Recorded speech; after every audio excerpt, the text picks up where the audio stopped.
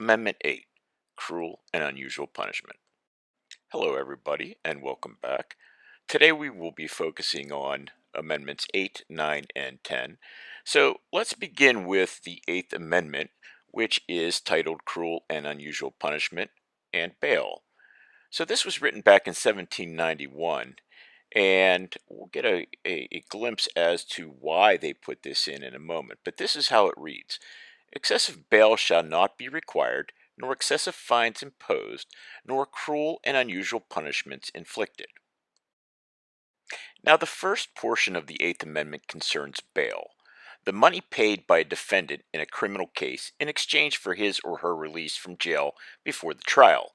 Bail is returned to the defendant when he or she appears at trial, but is forfeited to the government if he or she does not appear. In this way, bail provides an incentive for a defendant to remain in the area and participate in their trial. Bail also promotes the ideal of being innocent until proven guilty, in that a defendant is not punished with jail time before he or she actually has been convicted. Bail also assists the defendant in preparing his or her case for trial, for it is far more difficult to consult with counsel when one is in police custody or behind bars. The Eighth Amendment ensures that bail cannot be excessive at any amount so high that it would be impossible for all but the richest defendants to pay. The Eighth Amendment, however, does not guarantee an absolute right to be released on bail before trial. The Supreme Court has identified circumstances when a court may refuse bail entirely, such as when a defendant shows a significant risk of running away or poses a considerable danger to the community. Also, bail can be denied if that crime is so heinous that the community in itself could be in danger. The Eighth Amendment is best known as the prohibition against cruel and unusual punishment. Although this phrase originally was intended to outlaw certain gruesome methods of punishments, such as torture, burning at the stake, or crucifixion, it has been broadened over the years to protect against punishments that are grossly disproportionate to a particular crime. For an example, you don't give the death penalty to someone who stole a candy bar. Think of all the different methods of death that we have inflicted here in the United States: hanging, firing squad, lethal injection, gas chamber, the electric chair. Do you consider any of these to be cruel and or unusual? Pennsylvania has only put to death 3 people since 1976, which is the year that the Supreme Court allowed the death penalty to resume. Currently, we have about 140 inmates on death row as of 2021. California leads the nation with over 700 inmates scheduled to die, but it's Texas that puts the most people to death in our country at a rate of about 5 to 1. Since the return of the death penalty in 1976, Texas has put to death almost 600 people. As the start of this year began, we have about 57 women on death row, and only 16 have been put to death since it has resumed in 76. The first woman ever to be executed in our country was a woman named Mary Surratt, who was the mastermind in the assassination of Abraham Lincoln. Except for a brief period between 1966 and 1976, the death penalty has not been considered by the U.S. Supreme Court to be cruel and unusual punishment.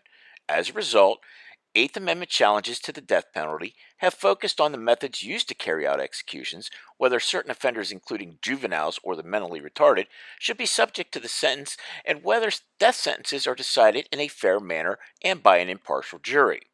The Supreme Court ruled that juveniles under the age of 15 cannot receive the death penalty, but 19 states do allow it for kids that are 16 and 17. It is not just criminal sentences themselves that are subject to cruel and unusual test. The Eighth Amendment's cruel and unusual provision has been used to challenge prison conditions such as extremely unsanitary cells, overcrowding, insufficient medical care, and deliberate failure by officials to protect inmates from one another. Amendment 9, Rights of the People, or Unenumerated Rights. The Ninth Amendment reads, "The enumeration in the Constitution of certain rights shall not be construed to deny or disparage others retained by the people." So the Ninth Amendment is a constitutional safety net that's intended to make clear that individuals have other fundamental rights than those that are just listed in Amendments 1 through 8. The framers were fearful that if they put just certain rights in the Constitution that people would believe that the only rights that they had. So the Ninth Amendment sort of was like, okay, here are more rights that you have. We're just not going to specify them. We'll wait until they get to court, for example. So as you see here, the framers who opposed the Bill of Rights entirely ended up compromising with the first Congress by adding the Ninth Amendment as that compromise. So what the Ninth Amendment really does, it gives all these rights that they couldn't list. So things like travel, you may not think about that, but we can travel anywhere in the continental United States. We can travel to any island that the United States owns, Guam, Puerto Rico, etc., without restriction. We can marry whoever we want. And of course, as of 2015, same sex marriage is legal now. You can have kids if you choose to have kids. And of course, you can have kids with multiple people if you wanted to. You can choose to be educated. In Pennsylvania, you can legally quit school at the age of 16, but that's, of course, kind of foolish at this point. Um, you can go to college. You can get whatever degree you want to. You can have whatever job you want to. More importantly, you can have privacy to yourself. You can make decisions such as whether or not you get the vaccine or not. The only thing you can't do, and this is where people get confused a lot, when people talk about, oh, I'm not wearing a mask, I'm not, you can't force me to wear a mask. Unfortunately, this is one part of the law that you have to follow because when it comes to the welfare of the whole group, that supersedes an individual's rights. So keep that in mind. And that takes us to the 10th Amendment, which is the reserved powers of the states. The powers not delegated to the United States by the Constitution, nor prohibited by it to the states, are reserved to the states, respectively, or the people. The 10th Amendment was included in the Bill of Rights to further define the balance of power between the federal government and the states. The amendment says that the federal government has only those powers specifically granted by the Constitution. These powers include the power to declare war, to collect taxes, to regulate interstate business activities, and others that are listed in the Articles. If you recall, when we talked about the original Constitution of the United States, which was the Articles of Confederation, you know that the states had all the power, and of course, the federal government had limited power. So now what we're looking at is any power not listed, says the 10th Amendment, is left to the states or the people. Although the 10th Amendment does not specify what these powers may be, the Supreme Court has ruled that laws affecting family relations, such as marriage, divorce, and adoption, commerce that occurs within one state's borders, and local law enforcement activities are among those specifically reserved to the states or the people. For those of you that have traveled to other states, you may notice that sheriffs play a vital role in police work. Here in Pennsylvania, though, they are primarily used for transportation of prisoners.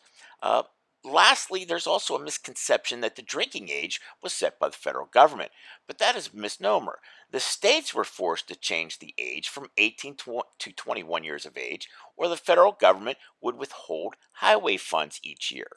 So, looking at this, the states can control marriages, although they cannot deny same sex marriage anymore. But for an example, with marriage, you can't marry your first cousin, but you are allowed to marry your second cousin.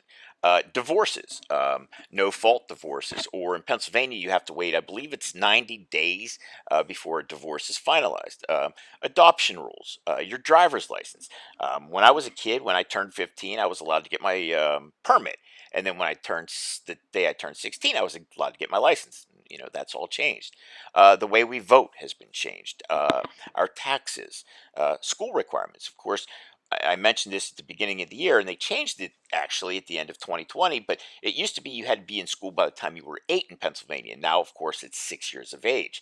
There's rules for police and fire departments and legalities such as who uses radar guns and so on. And of course, for those of you who are thinking of a vocational career for your life, The state also dictates things such as the number of hours you need when you're doing a certain task. So maybe someone who's going to be a hairstylist, they need so many hours. Or maybe if you're going to be a bricklayer, you need to be a journeyman first. So the state sets those rules for the job, and that's your Bill of Rights, Mount Pleasant.